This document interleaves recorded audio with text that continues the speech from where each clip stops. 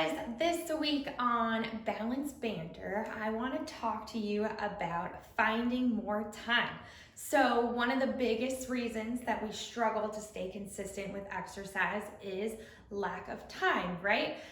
So one of the biggest questions you want to first ask yourself is, are you just busy or are you actually being productive? Okay, so that's a huge thing. Like a lot of us, we get caught up in the day-to-day, the rat race, so to say, and we're busy, too busy to exercise. But are some of these things that we're doing, we're going through the motions, are you actually being productive, or some of these things, could they be eliminated so that you might have some time for exercise? So 5 different things that I want you to think about. So number 1, try to work smarter and not harder. And I know you probably heard that before. It pertains to a lot of people when it comes to their careers and whatnot. So for an example, in your career. So rather than spending countless hours per day trying to move people's appointments around and reschedule and whatnot, pay for a scheduling app or use one of those free services. There's a million out there. Set your available time and people can book with you or cancel on their own, but let the system handle your schedule rather than you spending countless hours of texts and emails trying to coordinate who's coming when, etc., etc. But it doesn't just have to pertain to your career or a job or anything like that. You could be a mom, just at home, you're a homemaker, but one thing that you do that you spend at least a half an hour a day, every day doing is vacuuming, okay? We need to take care of the house, the kids make it dirty, the dog, the dirt, all that stuff. But that half hour could be used for your workout if you purchase, say, one of those automatic vacuums that's gonna go around your living room or your first floor for 2 hours every day. I know personally I have one. Her name is Alice and she's a godsend. She helps with the dog hair in the house, okay? So try to find ways that you can work smarter and not just hard, all right? Number 2 thing to think about, I want you to really tune in to your screen time, okay? Try to minimize your screen time. Every day, and everybody does it, including me, we find ourselves like this.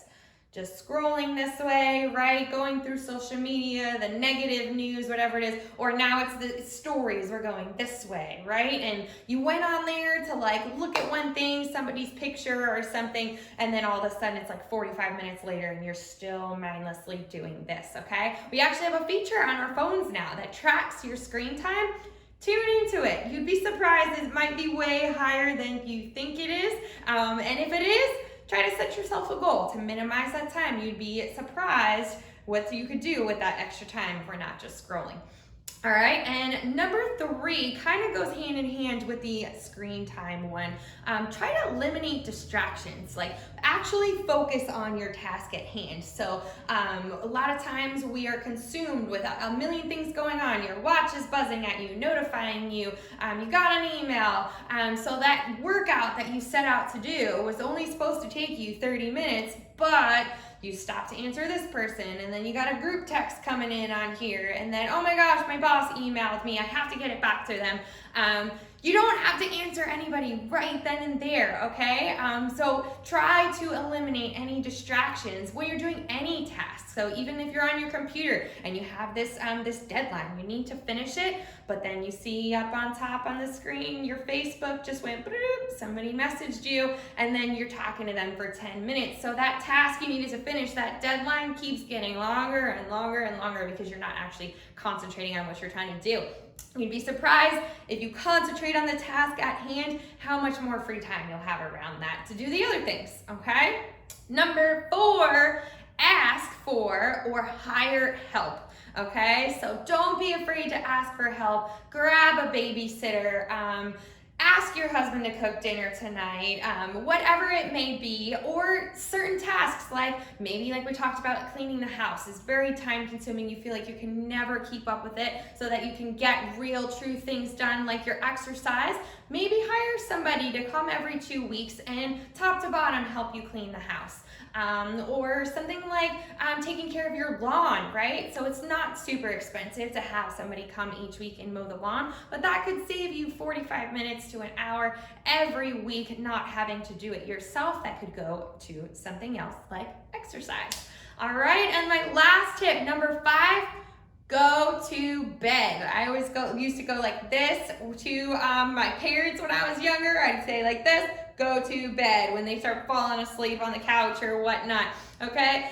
We spend a lot of time just staying up for no reason, watching Netflix, or again, with the scrolling, or just doing mindless things to kind of calm down. And don't get me wrong, we need time to like calm down and get to a place where you're gonna be able to fall asleep. But don't make that till 12, 1 in the morning. Get yourself on more of a sleep schedule.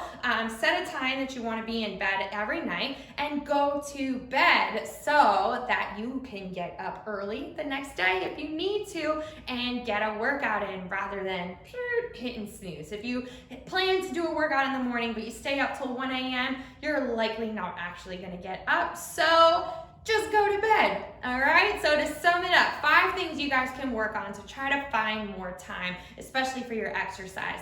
Work smarter, not harder. Minimize your screen time. Eliminate distractions and focus on your task at hand. Ask or hire some help and go to bed. Simple as that. All right, guys, awesome week this week. I hope you kick some butt. I hope these tips help you. Reach out if you have any questions, comments, concerns. I look forward to hearing from you. Bye.